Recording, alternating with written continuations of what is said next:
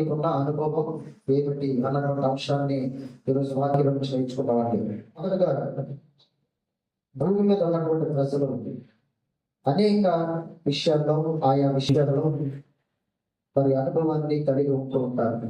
కొంతమంది బోధించడంలో అనుభవం, కొంతమంది టీచర్స్ ఉన్నారంటే విద్యార్థులకు పాఠాలు చెప్పడంలో 10 సంవత్సరాల అనుభవం, 20 సంవత్సరాల అనుభవాన్ని కలిగి ఉంటూ ఉంటారండి. అలాగే కొంతమంది మెకానిక్స్ ఉన్నారంటే ఆ పని చేయడంలో అనేక సంవత్సరాల అనుభవాన్ని కలిగి ఉంటూ ఉంటారు. అలాగే కొంతమంది పాటలు పాడేవారు ఉన్నారంటే ఆ పాటలు పాడడంలో అనేక సంవత్సరాల అనుభవం కలిగి ఉంటూ ఉంటారు. అలాగే ఇప్పుడు మనం చూసినట్లయితే ఆయా రంగాల్లో ఆయా పనుల్లో అనేక విషయాల నిమిత్తమై మరి వారికి ఉన్నటువంటి అనుభవం కలిగి ఉంటూ ఉంటారు. కొంతమంది చదువులోను, కొంతమంది ఉద్యోగంలోను ఇన్ని సంవత్సరాల ఉద్యోగ అనుభవం ఉందని చెప్పుకున్న వారు కొంతమంది ఉంటారు. మరి కొంతమంది రాజకీయాల్లో అనుభవాన్ని కలిగి ఉంటూ ఉంటారు. ఇన్ని సంవత్సరాల అనుభవం ఉందండి అని చెప్పుకుంటారు. అయితే అనుభవం అంటే అర్థం ఏంటంటే ఆ పనిలో నువ్వు చేస్తున్నటువంటి ఆ పనిలో నైపుణ్యతను సంపాదించడం, నువ్వు చేస్తున్నటువంటి పనిలో నీకున్నటువంటి సామర్థ్యం, తర్వాత నీకున్నటువంటి ఆ పనిలో నైపుణ్యతను సంపాదించడం అంటే ఎంత కష్టమైనప్పటికీ కూడా నీకున్నటువంటి అనుభవాన్ని బట్టి దాన్ని సాల్వ్ చేయడం, నీకున్నటువంటి ఆ ఎక్స్పీరియన్స్ బట్టి దాన్ని పరిష్కరించడం అనేటువంటిది జరుగుతూ ఉంటుందండి. కాబట్టి కొంతమందికి వ్యవసాయంలో అనుభవం ఉంటుంది. ఎలా పండించాలి, ఎలా మొక్కలు నాటాలి, ఏ ఎరువు వేయాలి, ఏం చేయాలన్నది వ్యవసాయ రంగంలో ఉన్నటువంటి వారి వ్యవసాయంలో అనుభవం ఉంటుంది. అలాగే ఈ యొక్క భూమి మీద ఉన్నటువంటి ఎన్ని రంగాలు అయితే ఉన్నాయో ఆయా రంగాల్లో వారికి అనుభవం అనేటువంటిది ఉంటూ ఉంటుందండి. అయితే దేవునితో నీకు ఎలాంటి అనుభవం ఉంది, దేవుని దగ్గర నీకు ఎలాంటి అనుభవాన్ని సంపాదించుకున్నావు, దేవునితో నీకు ఉన్నటువంటి ఆ యొక్క అనుభవం ఏమిటి అసలు అనే విషయాలు బైబిల్లో నుంచి మనం ఆలోచన చేయగలిగినట్లయితే అపోస్తలుడైన పౌలు తిమోతికి రాసినటువంటి మొదటి పత్రిక 2వ అధ్యాయం 4వ వచనాన్ని చదువుకుందాం. ఆయన మనుషులందరూ రక్షణ పొంది సత్యమును కూర్చిన అనుభవ జ్ఞానము గలవారై ఉండవలనని హెచ్చరించుచున్నాడు. చూడండి, దేవుడట ఏం కోరుకుంటున్నాడంటే, దేవుడు ఏం ఆశపడుతున్నాడంటే మనుషులందరూ రక్షణ పొందుకొని సత్యము విషయమై అనుభవాన్ని సంపాదించుకోవాలని దేవుడు కోరుకుంటున్నాడు. దేవుడు ఏం కోరుకుంటున్నాడు? మనుషులందరూ రక్షణ పొందుకోవాలి. ఎవరు నశించుకోవడం దేవుడికి ఇష్టం కాదు. అందరూ మారుమనసు పొందాలి, అందరూ రక్షణ పొందాలి, అందరూ పరలోకానికి చేరాలన్నది దేవుని ఉద్దేశం. అయితే పరలోకానికి చేరే ముందు దేవునితో అనుభవాన్ని సంపాదించుకోవాలి, దేవుని దగ్గర అనుభవాన్ని సంపాదించుకోవాలి. సత్యము విషయమై అనుభవాన్ని నువ్వు కలిగి ఉండాలని చెప్పాడండి. సత్యం అనగా అర్థం ఏంటంటే నీ వాక్యమే సత్యము. అంటే క్రైస్తవుడుగా రక్షణ పొందిన దినం నుండి, మారు మనసు పొందిన దినం నుండి, క్రీస్తు నీ పాపాలు కలిగిన దినం నుండి నువ్వు ఏం సంపాదించుకోవాలంటే వాక్యములో అనుభవాన్ని సంపాదించుకోవాలి, దేవునిలో అనుభవాన్ని సంపాదించుకోవాలి, సత్యము విషయమై అనుభవ జ్ఞానాన్ని నువ్వు కలిగి ఉండాలి. రక్షణ పొందుకోవాలంటే ఏదో వచ్చి వెళ్ళిపోయినట్టుగా మనం ఉండకూడదు. కానీ దేవునితో నీకు ఉన్నటువంటి దేవునితో అనుభవాన్ని ఆధారం ఉంటే నువ్వు పొందుకోవాలి. దేవునితో అనుభవాన్ని కలిగి ఉండాలి. నువ్వు రక్షణ పొంది 1 సంవత్సరం అవ్వచ్చు, రక్షణ పొంది 2 సంవత్సరాలు అవ్వచ్చు, రక్షణ పొంది 5 సంవత్సరాలు అవ్వచ్చు, 10 అవ్వచ్చు, 15 అవ్వచ్చు, 20 అవ్వచ్చు, 30 అవ్వచ్చు, 50 అవ్వచ్చు. అయితే ఈ సంవత్సరాల్లో నీవు దేవునిలో ఎంతవరకు అనుభవాన్ని పొందుకున్నావు, దేవునితో ఎంతవరకు నీకు ఉన్నటువంటి అనుభవం ఎలా ఉంది, అసలు దేవునితో నీకు అనుభవం ఏమిటి, ఇన్ని సంవత్సరాల్లో రక్షణ పొందుకున్న ఇన్ని సంవత్సరాల్లో నీ అనుభవం ఏమిటి, ఏమి నేర్చుకున్నావు దేవుని దగ్గర, ఎలాంటి అనుభవాన్ని కలిగి ఉన్నావు దేవుని దగ్గర, ఎలాంటి అనుభవం జీవిస్తున్నావు దేవుని సన్నిధిలో అనేటువంటి విషయాన్ని మనం ఆలోచన చేయవలసినటువంటి వారిపై ఉంటూ ఉన్నామండి. ఆలోచన చేయాలి. మనం రక్షణ పొందుకున్నాం, దేవునితో నీకు అనుభవం లేకపోతే, రక్షణ పొందుకొని దేవునితో నీకు ఎలాంటి అనుభవం లేకపోతే ఏం ఉపయోగం? చూడండి, ఒక వ్యక్తి ఏదైనా ఒక పనిలో పెట్టామనుకోండి, ఆ పనిలో మొదట్లో అనుభవం ఉండకపోవచ్చు, అలా ఆ పని చేస్తున్నప్పుడు ఆ పనిలో నైపుణ్యత, ఆ పనిలో అనుభవాన్ని సంపాదించాలి. కొన్ని సంవత్సరాలు పోయాక పక్కన ఎవరు సహాయం లేనప్పటికీ కూడా తన అనుభవంతో పని చేయగలిగినటువంటి వాడే కూడా నేర్చుకోవాలి, అనుభవాన్ని సంపాదించుకోవాలి. అంటే కాలక్రమేణా ఒక పని నువ్వు చేస్తున్నప్పుడు మొదటలో అందులో అనుభవం లేకపోవచ్చు, కానీ దినదినము నెలలు గడుస్తున్నప్పుడు, సంవత్సరాలు గడుస్తున్నప్పుడు, రోజులు గడుస్తున్నప్పుడు అందులో నీకు నైపుణ్యతను నువ్వు సంపాదించుకోవాలి, అనుభవాన్ని సంపాదించుకోవాలి. ఏది ఎలా చేయాలో సంపాదించుకోవాలి. దాన్నే అనుభవం అంటారండి, ఏ పనిలోనైనా సరే. అలాగే రక్షణ పొందుకున్న దినం నుండి ఈ రోజు వరకు నీ జీవితాన్ని ఒకసారి పరిశీలన చేసుకున్నట్లయితే దేవుడితో నీకున్న అనుభవం ఎలా ఉంది, ఎలాంటి అనుభవాన్ని పొందుకున్నావు దేవుడితో, ఎలాంటి అనుభవాన్ని నువ్వు సంపాదించుకున్నావు దేవుడి దగ్గర. దేవుడితో అసలు అనుభవం ఉందా దేవుడి దగ్గర? దేవుడితో అనుభవం ఉందా? దేవుడి దగ్గర ఎక్స్పీరియన్స్ ఉందా? ఎలాంటి ఎక్స్పీరియన్స్ దేవుడు ఫీల్ అయ్యావు దేవుడి దగ్గరికి వచ్చి, ఎలాంటి ఎక్స్పీరియన్స్ పొందుకున్నావు దేవుడి దగ్గరికి వచ్చి అనే విషయాన్ని ఆలోచన చేయాలి. దేవుడు ఒక వ్యక్తిని ఒక పనిలో పెట్టాలనుకుంటే ఎన్నాళ్ళైనా ఆ పంచితో రావటం లేదనుకోండి, ఎన్నాళ్ళైనా ఆ యొక్క పనిలో నైపుణ్యతను సంపాదించుకోలేదనుకోండి, ఎన్నాళ్ళైనా మళ్ళీ కొత్తగానే ఆ పని చేస్తున్నాడు అనుకోండి, సరిగ్గా చేయలేకపోతున్నాడు అనుకోండి, అనుభవాన్ని సంపాదించుకోలేదంటే. అలాగే దేవుడి దగ్గరికి మనం వచ్చి, దేవుడి దగ్గరికి వచ్చి ఇన్ని సంవత్సరాలు అయినప్పటికీ కూడా, దేవుడి దగ్గరికి వచ్చి ఇన్ని రోజులు అయినప్పటికీ కూడా, దేవుడి దగ్గరికి వచ్చి ఇన్ని నెలలైనప్పటికీ కూడా నువ్వు సరిగ్గా ప్రార్థన చేయలేని స్థితిలో ఉంటే నువ్వు అనుభవాన్ని సంపాదించుకోలేనంటే, నువ్వు సరిగ్గా పాటలు పాడలేని స్థితిలో ఉంటే నువ్వు అనుభవాన్ని సంపాదించుకోలేనంటే, నువ్వు సరిగ్గా దేవుని స్తుతించలేని స్థితిలో ఉంటే నువ్వు అనుభవాన్ని సంపాదించుకోలేనంటే, నువ్వు సరిగ్గా దేవుడి మాటలు చెప్పేటువంటి స్థితిలో లేకపోయినట్లయితే నువ్వు ఎటువంటి అనుభవాన్ని సంపాదించుకోలేనంటే, నీ యొక్క హృదయం మరి నీ పూర్ణ మనసుతో, పూర్ణాత్మతో, పూర్ణమంతో, పూర్ణ శక్తితో, పూర్ణ వివేకంతో ఈ దేవుడిని ప్రేమించడం నీకు రావటం లేదంటే అర్థం ఏంటంటే నువ్వు అనుభవాన్ని సంపాదించుకోలేదంటే, ఆత్మతో సత్యమతో దేవుడిని ఆరాధించడం నువ్వు నేర్చుకోలేదంటే, ఎప్పటికీ ఆరాధించలేకపోతున్నావు అంటే అర్థం ఏంటంటే నువ్వు అనుభవాన్ని సంపాదించుకోలేదు దేవుడి దగ్గర. అంటే ఎక్కడ వేసినటువంటి గొంగలి అక్కడే ఉన్నట్టుగా నువ్వు ఉండిపోతున్నావు, అనుభవంలోకి వెళ్ళటం లేదు, దేవుడి యొక్క అనుభవంలోకి వెళ్ళటం లేదు, వాక్యం వెళ్ళటం లేదు, ఆత్మ యొక్క అనుభవంలోకి వెళ్ళటం లేదు, దేవుడి సన్నిధిలో ఆరాధన అనుభవంలోకి నీవు వెళ్ళటం లేదు. వస్తున్నావు, ఏదో నిల్చుంటున్నావు, కళ్ళు మూసుకుంటున్నావు, చప్పట్లు కొడుతున్నావు, పాటికి వేసి ప్రార్థన చేసుకొని వెళ్ళిపోతున్నావు. అది కాదండి. దేవుడి దగ్గరికి మనం వచ్చామంటే, దేవుడు నమ్మామంటే, దేవుడిని నామంలో బాప్టిజం తీసుకున్నామంటే నీకున్న అనుభవం ఏంటి దేవుడితో? ఎలాంటి అనుభవాన్ని కలిగి మా దేవుడితో?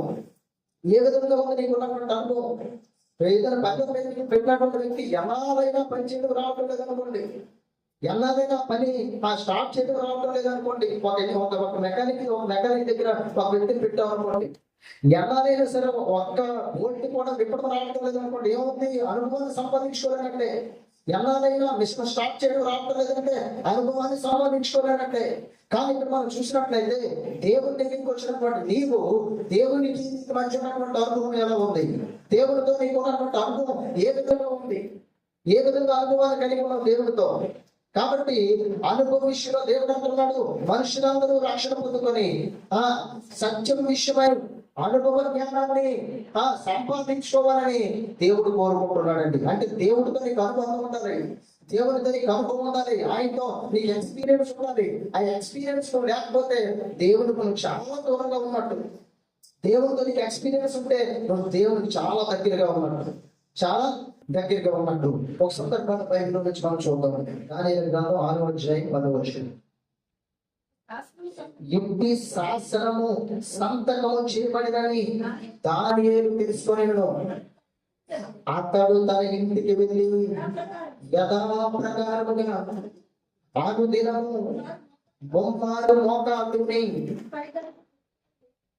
తన ఇంటి పైగది కిటికీలు యెరూషలేము తలుపులకు తెరవబడి ఉండగా తన దేవునికి ప్రార్థన చేయించు ఆయన స్తుతించుచు వచ్చెను. చూడండి, దానియేలు కాలంలో దానియేలు రాజు పరిపాలన చేస్తూ ఉన్నాడు. దానియేలేమో ప్రధానిగా నియమించబడ్డాడు, ముఖ్య ప్రధానంలో. అయితే అతను రాజు దగ్గర చాలా నమ్మకంగా ఉన్నాడు, ఎలాంటి దోషం చేయడం లేదు, ఎలాంటి తప్పడం చేయలేదు, చాలా నమ్మకంగా ఉన్నాడు. అక్కడ ఉన్నటువంటి మిగతా వాళ్ళు దానియేలు మీద కుట్ర పని ఏం చేయాలనుకున్నారంటే, దానియేలు ఎలాగైనా సరే ఆయన పదవి నుండి తప్పించాలనుకున్నారు. ఏం చేశారంటే రాజు దగ్గరికి వెళ్ళి, అయ్యా 30 రోజుల పాటు నీ దగ్గర తప్ప మరి ఏ దేవుడి దగ్గర ఏ మనిషి కూడా మనమే చేయకూడదు. ఒక శాసనాన్ని రాయించాలి విధంగా, ఒకవేళ ఈ 30 రోజులు నీ దగ్గర కాకుండా ఇంకెక్కడైనా ప్రార్థన చేస్తే, వాళ్ళు చేస్తే, ఏ మనుషుల దగ్గరైనా దేవుడి దగ్గరైనా ప్రార్థన చేస్తే ఆ వ్యక్తిని సింహాల గుహలో పడేసినట్టుగా ఒక శాసనాన్ని తయారు చేయించాలని చెప్పినప్పుడు దాని సంతోషపడిపోయింది. ప్రజలందరూ నేనే దేవుడిగా ఆరాధిస్తారు, స్తుతిస్తారు, నా దగ్గర ప్రార్థన చేస్తారు, నా దగ్గర అడుగుకుంటారని చెప్పి ఆ దర్యావేశ సంతోషపడిపోయి ఒక శాసనాన్ని తయారు చేయించి సంతకం పెట్టించారు. 30 రోజుల పాటు అందరూ నా దగ్గరే మనం చేయాలి. ఒకవేళ ఎవరైనా ఈ శాసనాన్ని అతిక్రమిస్తే సింహాల గుహలో పడేస్తాం అని శాసనాన్ని తయారు చేయించారండి. తయారు చేయించినప్పుడు శాసనం అమలులోకి వచ్చేసింది. అమలులోకి వచ్చేసినప్పుడు దానియేలుకి ఈ శాసనం చేయబడిందని తెలుసుకొని రాజు దాని మీద సంతకం పెట్టడానికి తెలుసుకొని, ఒకవేళ రాజు దగ్గర కాకుండా ఇంకే దేవుడి దగ్గరైనా ప్రార్థన చేస్తే సింహాల గుహలో పడేస్తారని తెలుసుకొని కూడా ఏం చేశాడో తెలుసా? 10వ వచనంలో మనం చూసినట్లయితే, ఇప్పుడు శాసనం సంతకం చేయబడిన దానియేలు తెలుసుకున్నాను. అతడు తన ఇంటికి వెళ్ళి యథాప్రకారంగా, అంటే ప్రతిరోజు చేసే విధంగా యథాప్రకారంగా అనుదినము ప్రతిరోజు ఏం చేస్తాడట? మోకాళ్ళుని 3 సార్లు ఏం చేస్తాడటండి? మోకరించి యెరూషలేము తట్టు తన చేతులు చాపి, కిటికీల తలుపు తెరవబడి ఉండగా యెరూషలేము తట్టు తన చేతులు చాపి దేవునికి ప్రార్థన చేస్తున్నాడండి. చూసారా? ఒకవైపు శాసనం చేయబడింది, రాజు సంతకం పెట్టాడు. ఒకవేళ రాజు దగ్గర కాకుండా ఇంకే వ్యక్తి దగ్గరైనా మనిషి దగ్గరైనా దేవుడికైనా ప్రార్థన చేస్తే సింహాల వేస్తారని తెలుసుకొని కూడా యథాప్రకారం తన ఇంటికి వెళ్ళి యథాప్రకారం మోకరించి ముమ్మారు ప్రతిరోజు కూడా దేవుడికి ఏం చేసేవాడంటే ప్రార్థన చేసేవాడు. చూడండి, దానియేలుకి దేవుడితో అనుభవాన్ని చూడాలి. దానియేలు ఎలాంటి అనుభవాన్ని కలిగి ఉన్నాడో చూడండి. దేవుడితో 3 సార్లు రోజుకి ప్రార్థన చేసే అనుభవం దానియేలు దగ్గర ఉంది. అంటే శ్రమ ఉంది ఎదురుగా, శోధన ఉంది ఎదురుగా, కష్టం ఉంది ఎదురుగా, ఇబ్బంది ఉంది ఎదురుగా, ప్రాణహాని ఉంది ఎదురుగా, తన ప్రాణం పోతుంది. కానీ దేవుడితో తన అనుభవాన్ని మానుకోలేదండి. దేవుడితో తను ఉన్నటువంటి అనుభవాన్ని పక్కన పెట్టలేదు. ప్రతిరోజు కూడా ఏం చేసేవాడంటే దానియేలు ముమ్మారు ప్రార్థన చేసేవాడట. ఈరోజు నీ జీవితాన్ని ఒకసారి గమనించినట్లయితే, ఏదో అలవాటు ప్రకారంగా నువ్వు ప్రార్థన చేస్తున్నావేమో, ఆచార ప్రకారంగా నువ్వు ప్రార్థన చేస్తున్నావేమో, చెయ్యాలి కదా అని నువ్వు ప్రార్థన చేస్తున్నావేమో, ఏదో తప్పు ప్రార్థన చేసే స్థితిలో నువ్వు ఉంటూ ఉన్నావేమో. ఒకసారి ఆలోచించేది. అసలు ప్రార్థన జీవితం నీలో ఉందేమో ఒకసారి ఆలోచించేది. అంటే దేవుడితో నీకు అనుభవం, నువ్వు ఆయనతో మాట్లాడకపోతే, నువ్వు ఆయన స్తుతించకపోతే, నువ్వు ఆయన కనపరచకపోతే దేవుడితో నీకు ఎక్కడ అనుభవం కలిగి ఉంటావు? ఏంటి? తల్లిదండ్రులు పిల్లలు ఉన్నారు, ఎప్పుడు తల్లిదండ్రులకి పిల్లల జన్మ ఉంటుందా? ఉండదు. తల్లిదండ్రులకి పిల్లల మధ్య ప్రేమ ఉంటుందా? ఉండదు. కానీ నువ్వు పిల్లలతో మాట్లాడుతుంటే, పిల్లలు తల్లిదండ్రులతో ప్రతిరోజు సహవాసం చేస్తుంటే, మాట్లాడుతుంటే వారి మధ్యలో ప్రేమ, అనుభవం, ఆప్యాయతలు పెరుగుతాయి. మరి అలాగే దేవుడి దగ్గర నీకు ఉన్నటువంటి అనుభవం ఏంటి? ఎలాంటి అనుభవాలు కలిగి ఉంటున్నావు దేవుడితో? చూడండి, ప్రార్థన జీవితం అసలు నీలో ఉందా లేదా? పూర్తిగా ప్రార్థన చేయడే స్థితిలో ఉంటే అసలు దేవుడు నువ్వు చాలా దూరం ఉన్నా, ఆకాశానికి అంటే దూరం దేవుడికి నీకు ఉంది. ఏదో దేవుడు నమ్ముకొని నామకాలంగా నువ్వు ఉండకూడదు. నామకాలమైన జీవితంతో నువ్వు డిసైడ్ అయిపో నరకానికి వెళ్ళిపోతాడని. దేవుడు నమ్ముకొని కూడా నో యూజ్, ఎటువంటి ప్రయోజనం ఉండదు. చూడండి, చాలా మంది మనం చూసినట్లయితే ఆదివారం మాత్రమే మోకరించేవారు, దేవుడి దగ్గరికి వచ్చేవారు. మిగతా రోజులు అస్సలు దేవుడు అంటే ఎవరో అనే పరిస్థితిలో ఉండదు. ఇది నువ్వైనా జీవిస్తే నువ్వు మృతురాలిగా ఉన్నావు. ప్రతిరోజు నువ్వు ఎప్పుడైనా ఏకాంతంగా మోకరించి ప్రార్థన చేసే అనుభవాన్ని కలిగి ఉందా? ఏకాంతంగా మోకరించి ప్రార్థన చేసే అనుభవం ఏ రోజైనా నువ్వు కలిగి ఉంటున్నావా? దేవుడితో అనుభవం ఏంటి? దేవుడి దగ్గర నీకు ఏ రోజైనా ఒక మేడ మీదకి వెళ్ళి ఒక గంట సేపు ఏకాంతంగా దేవుని స్తుతించి ప్రార్థించే అనుభవం నీకుందా? ఆలోచించేయండి ఒకసారి. లేదా నీ తలుపులు వేసుకొని రహస్యమందు చుట్టూ నీ తండ్రికి ప్రార్థన చేసే అనుభవం నీకుందా? ఆ అనుభవాన్ని సంపాదించుకో. దేవుడి దగ్గర అనుభవాన్ని సంపాదించుకోవాలి. లోకంలో అన్ని రంగాల్లో పనిచేసేటువంటి వ్యక్తికి ఆయా విషయాలు అనుభవం ఉంటది. మరి దేవుని దగ్గరికి వచ్చినటువంటి నీవు పరలోకానికి వెళ్ళాలంటే దేవుడితో నీకు ఏముంటానంటే అనుభవం ఉండాలి. అనుభవం లేకపోతే పరలోకం వెళ్ళేస్తావు. దేవుని దగ్గర అనుభవం ఉంటుంది. నీకు అనుభవాన్ని సంపాదించుకోలేకపోతే, దేవుని దగ్గర అనుభూతిని నువ్వు పొందలేకపోతే నువ్వేం పరలోకం వెళ్తావు? ఏముంటది? చూడండి, అనుకోకూడదండి.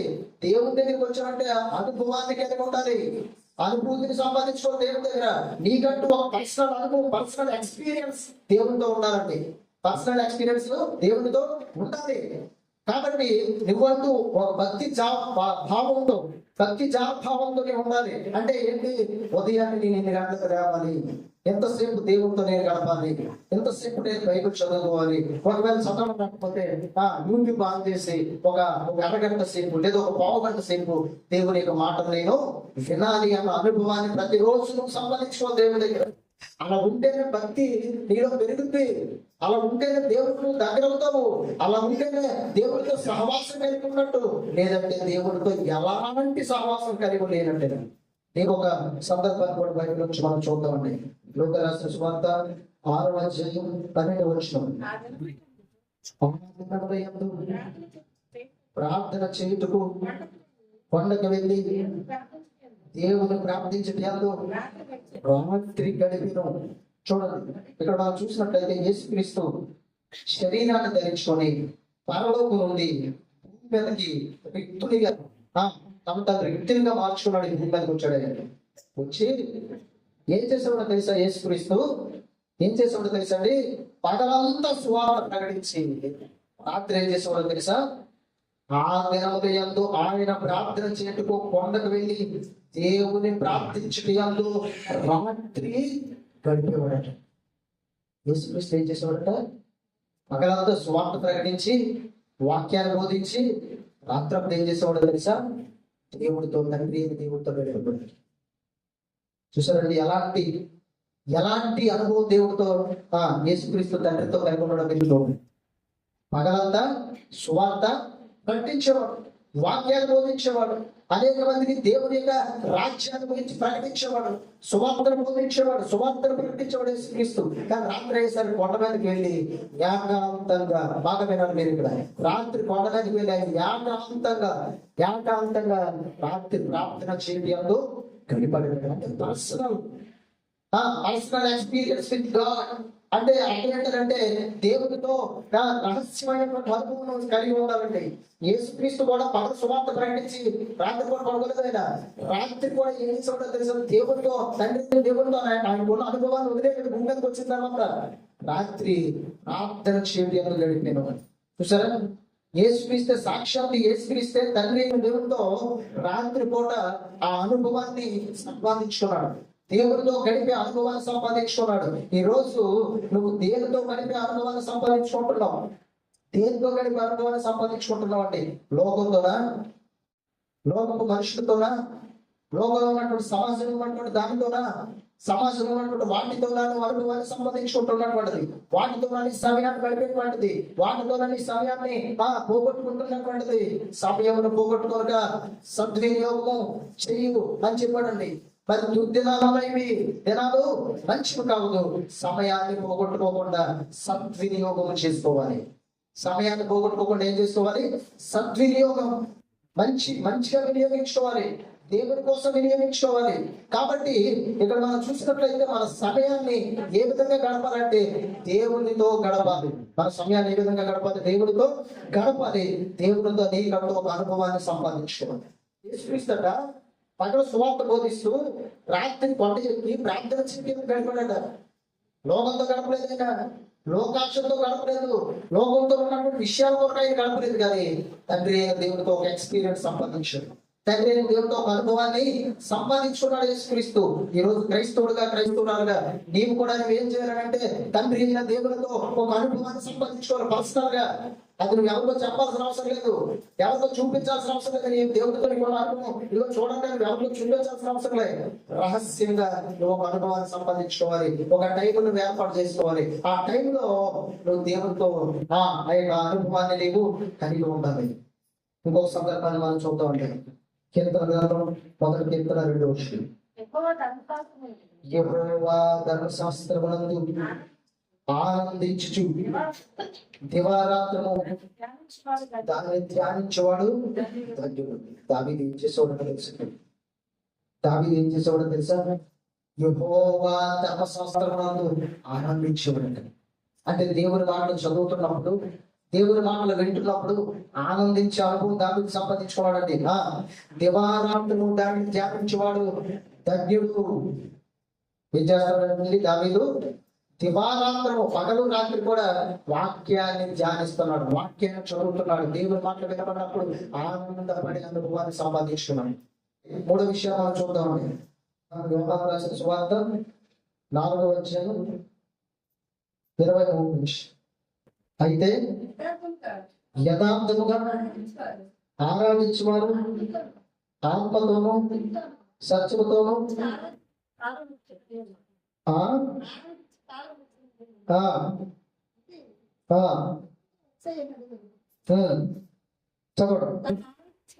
తను ఆరాధించేవారు అట్టి వారిని కావాలని తండ్రి కోరుచున్నాడా? దేవుడు ఆత్మ కనుక ఆయన ఆరాధించేవారు ఆత్మతోనూ సత్యముతోనూ ఆరాధించడం. మూడో విషయం, ఒకటవది మీరు ప్రార్థనకు ఒక సమయాన్ని కేటాయించండి. ఖచ్చితంగా మీరు ఒంటరిగా వెళ్ళి మేడ మీద కానివ్వండి, మీ యొక్క ఇళ్లలో కానివ్వండి, మోకరించి ప్రార్థన చేయండి. రెండో విషయం, బైబిల్ చదవడం వస్తే బైబిల్ చదవడం, మాటలు ధ్యానించండి. చదవడం రాకపోతే టీవీ కానీ ఫోన్ కానీ ఆన్ చేసి అందులో మాటలు విని ఆ మాటలు బట్టి ధ్యానిస్తూ ప్రార్థన చేయండి. మూడో విషయం ఏంటంటే, దేవుడు ఏం కోరుకుంటున్నాడంటే యథార్థంగా తను ఆనందించేవారు కావాలని దేవుడు కోరుకుంటున్నాడు. ఎందుకంటే తిమోతి పత్రికలో ఏం చెప్పాడు? మనుషులందరూ రక్షణ పొంది సంక్షేమ విషయమై అనుభవ జ్ఞానాన్ని సంపాదించుకోవాలని ఆయన కోరుకుంటున్నాడు, హెచ్చరించాడు. కానీ ఇక్కడ యోహాను సువార్తలో ఏం చెప్తున్నాడు అంటే, దేవుడిని ఆరాధించేవారు యథార్థంగా ఆరాధించేవారు ఆయన కావాలి. ఆయనకి ఎవరు కావాలండి? గతముల ద్వారా ఆరాధించేవారు కాదు, లేదా ఏదో ఆలోచనతో ఆరాధించేవారు కాదు, అశ్రద్ధతో ఆరాధించేవారు కాదు. ఎలాంటి ఆరాధన దేవుడికి, ఎలాంటి ఆరాధించేవారు దేవుడికి కావాలంటే యథార్థంగా ఆరాధించేవారు దేవుడికి కావాలి. ఆత్మతో సత్యముతో ఆరాధించమని దేవుడు కోరుకుంటున్నాడు. ఒకసారి ఒక విషయాన్ని చదివి మిగతా బాగా మనం చెప్పుకోదామండి. అపోస్తలుడైన పౌలు ఫిలిప్పీయులకు రాసిన పత్రిక 3వ అధ్యాయం 3వ వచనం.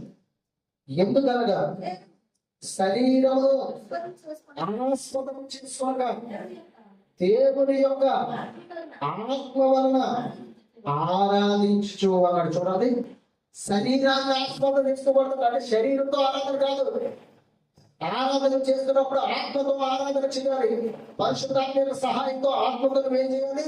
ఆరాధన చేయాలి. కాబట్టి ఆరాధన మీరు చేస్తున్నప్పుడు, ఆదివారం ఇక్కడ ఆరాధన జరుగుతున్నప్పుడు ఏం చేయాలంటే ఆరాధన నీ మనస్సుతో, నీ ఆత్మతో ఆరాధన చేయాలి. హృదయపూర్వకంగా, మనఃపూర్వకంగా దేవుణ్ణి ఆరాధన చేయాలి. హృదయపూర్వకంగా, మనఃపూర్వకంగా దేవుడిని ఏం చేయాలి? ఆరాధన చేయాలి. అంటే ఆదివారం మనం దేవుడి దగ్గరికి వచ్చామంటే ఏదో నిర్లక్ష్యంగా, అశ్రద్ధగా, ఆరాధనగా ఉండే పరిస్థితి వల్ల ఉండకూడదు. ఆరాధనలో దేవుడితో నీకు ఒక అనుభవాన్ని సంపాదించుకోవాలి. అంటే అర్థం ఏంటంటే, ఆరాధన స్టార్ట్ అయిన నుంచి నీ ఆలోచన దేవుని మీద, నీ మనస్సు దేవుని మీద, నీ తలంపులు దేవుని మీద, ఏమిటి నీ యొక్క వ్యక్తిగతమైనటువంటి నీ శరీరము, నీ మనస్సు, నీ ఆత్మ దేవుని మీద అనుకున్నట్టుగా ఉండాలి. ఆరాధన చేయాలి, మనఃపూర్వకంగా ఆరాధన చేయాలి, హృదయపూర్వకంగా ఆరాధన చేయాలి. ఏదో అశ్రద్ధతో నోరు తీర్చుకుంటే మనసు ఎక్కడితో వెళ్ళిపోతూ, ఏదేదో ఆలోచించుకుంటూ, ఏమేమో తలంపులు కలిగి ఉంటూ ఆరాధన చేయండి.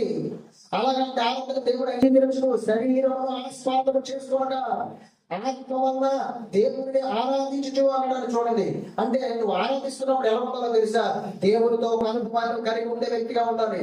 ఆరాధన ప్రారంభం నుండి ఆరాధన ముగించే అంతవరకు కూడా స్తుతి ఆరాధన ఎలా ఉండాలని అంటే దేవుడితో ఒక అనుభవాన్ని సంపాదించుకోవాలి. పాట పాడుతున్నప్పుడు కానివ్వండి, దేవుని ఆరాధన చేస్తున్నప్పుడు కానివ్వండి, నీ నోరు తెరిచి 2 చేతులు దేవుని వైపు ఎత్తి మరి దేవుని స్తుతిస్తూ, అందరితో పాటు దేవుని స్తుతిస్తూ, నీ నోరు తెరిచి అందరితో పాటు దేవుని కనపరుస్తూ, నీ హృదయం అంతటితో, నీ మనసు అంతటితో, దేవుని నీ యొక్క ఆలోచన అంతటితో, నీ తలంపులన్నిటితో దేవుడిని ఆరాధన చేసే వ్యక్తిగా నీవు ఉండాలి. ఆరాధన చేసే వ్యక్తిగా ఉండాలి. కాబట్టి ఆ విధంగా ఒకటవది ప్రార్థనలో దేవుడితో అనుభవాన్ని సంపాదించుకోవాలి, వాక్యంలో దేవుడితో అనుభవాన్ని సంపాదించుకోవాలి.